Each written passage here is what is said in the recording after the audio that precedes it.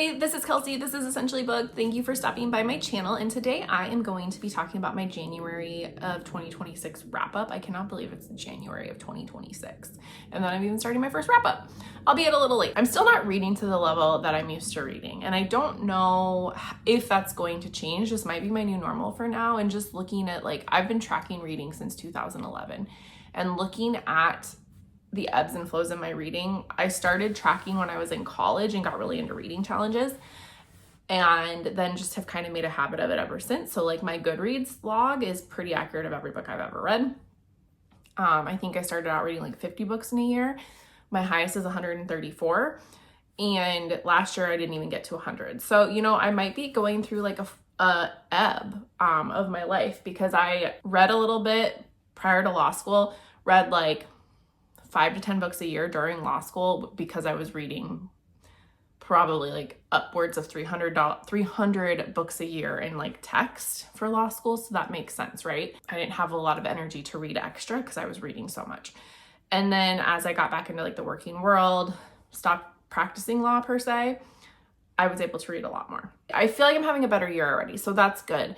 I'm reading books off my shelves thanks to the 52 book challenge, which is one of my big goals.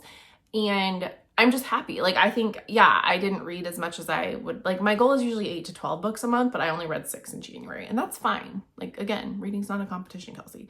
But I think that the books I've read, I'm happy with. And like, the goal of this year is to read more from my unread shelf.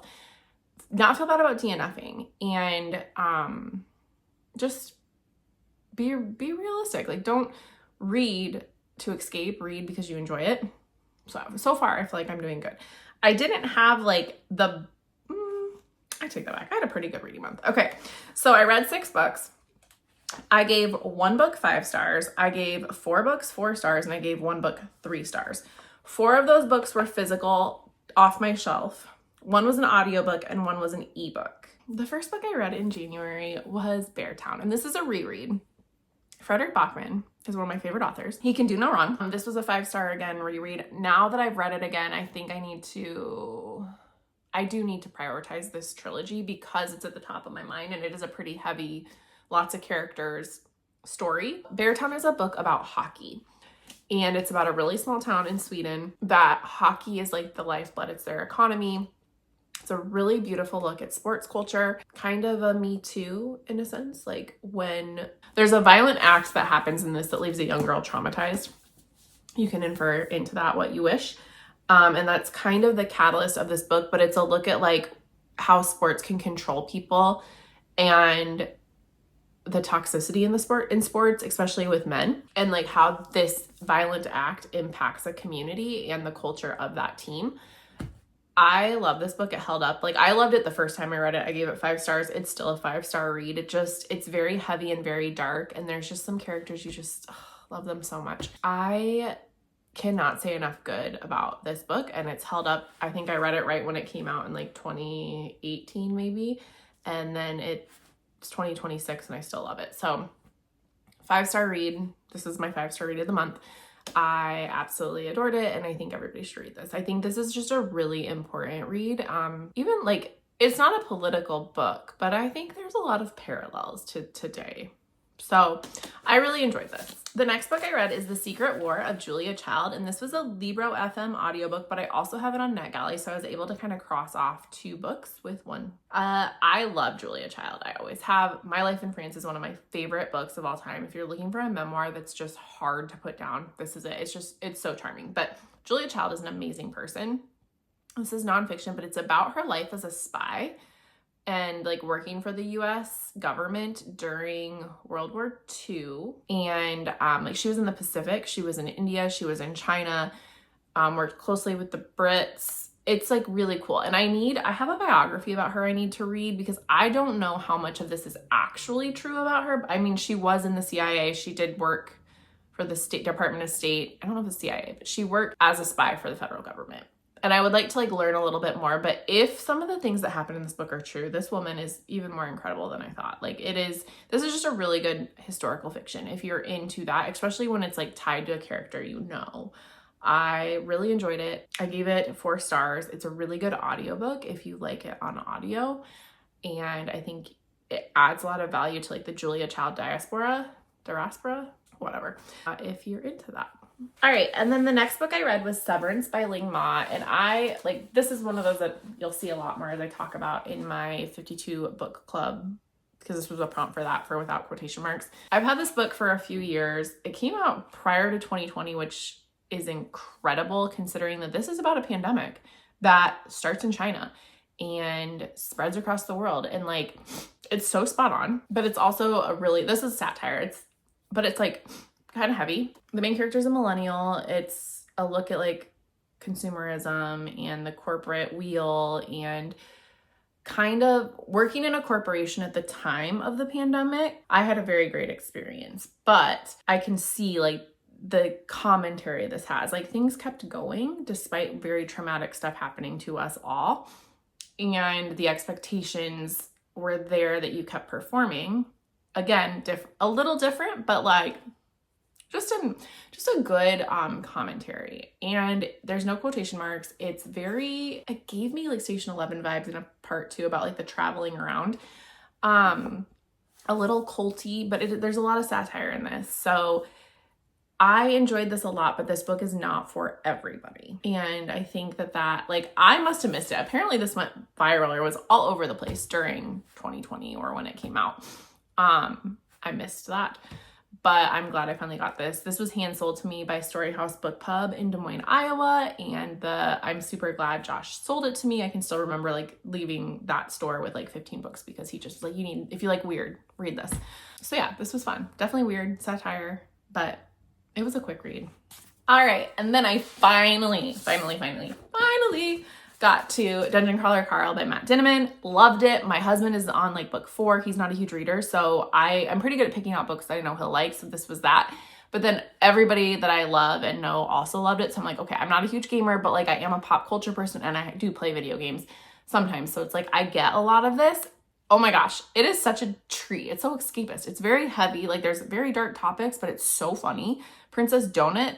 It's basically this, like this dude named Carl is living with his girlfriend and she's gone for the night, but she has this perfectly bred cat, Princess Donut. Princess Donut escapes. And so Carl's like, dang it, I have to go get Donut. Goes outside, and then this intergalactic space organization across the universe essentially implodes planet Earth, and anybody in a building gets crushed. So if you're outside, you're safe. And then all the people who are outside are given this opportunity to enter into the dungeons and enter this intergalactic video game, and everybody can watch him. It's a game show. Carl and Donut elect to do that, and it's basically just an RPG, lit RPG game. And book 1 is like, there's different levels, so they have to escape the first level to get to the second. Most of book 1 is on level 1. It's super fun. It is literally the most fun I've had reading in a long time. So if you're even if it's overhyped, I recommend it. Like it's just been a blast. I cannot wait to read. I probably won't get to book 2 this month. I really should try, but, I love it. And some of our friends are reading, like all my friends have read it, but now I'm getting more people to read it. It's been a blast. I didn't say this, but the last 3 books were all 4 stars. So The Secret War of Julia Child, Severance, and Dungeon Crawler Carl. Dungeon Crawler Carl was like 4.75. Okay. Then next I read another really hyped book, Direbound by Sable Sorensen, and I freaking ate this up. I loved it. Again, coming off of Dungeon Crawler Carl, this was great. It's romantasy. It's with wolves versus like your dragon, but kind of similar. I really liked the world building. Takes place in like kind of an academy setting, kind of like Fourth Wing, but with more royal intrigue, like closely tied to royalty. Yeah, I don't really want to describe it because that's just not how I like to describe romantasy, but I am really excited for book 2. I'm mad I have to wait for book 2. I'm really excited to see where this goes. I will say the main romance is very slow burn, so you don't get a lot of that in this book, but that's like why I'm super excited for book 2 is to see that romance really develop. Honestly, I should probably buy this book to have on my shelf because it's one I would probably reread when I'm just like looking for something. So that was Direbound. That was 4 stars, like more like 4.5. And then the final book I read this month was Hera by Jennifer Saint. This is my first Jennifer Saint novel. I thought I had read something else by her, but I didn't finish it maybe. And I think it's because I got it from the library and it had to go back. But this is about Hera. And let me find my review. This is a very slow read. So I like that, but it took me a long time to like be committed to this book. And that's okay. Like, you know, things happen. But it is truly the like whole myth of Hera. So you see like a ton of myths in which she interacts. But what I liked about it most was like Hera is a very powerful goddess, right? She's married to Zeus. But Jennifer Saint really shows like even with all that power, you can be powerless. And it's just women, right? Like we as women know that and how the patriarchy can really dominate, but then also like perception of power and what people think you are versus who you really are. It was really lovely. I enjoyed it a lot. It just took me probably half of the book to be like, okay, I'm into this. So I gave it 3 stars for that, but it was slow, it was pretty. I put powerful women still being tied down by men as a tale as old as time is my ultimate review. But it was fun. I'll keep reading. I think I have Ariadne by her. I have Natalie Haynes too I would like to read. I know I've read some stuff by her, but I'd like to read more Natalie Haynes. So this was Hera. This was like 3.5 stars, I would say. For my 6 books of the month, like I would say my favorite experience was still probably Frederick Bachman rereading Beartown, but Dungeon Crawler Carl and Direbound were really hard to compete with because those were also really, really fun. So February is off to an okay start, kind of feeling similar to this, but I think I'll get some good books off my own shelf. Until next month, everybody. Bye.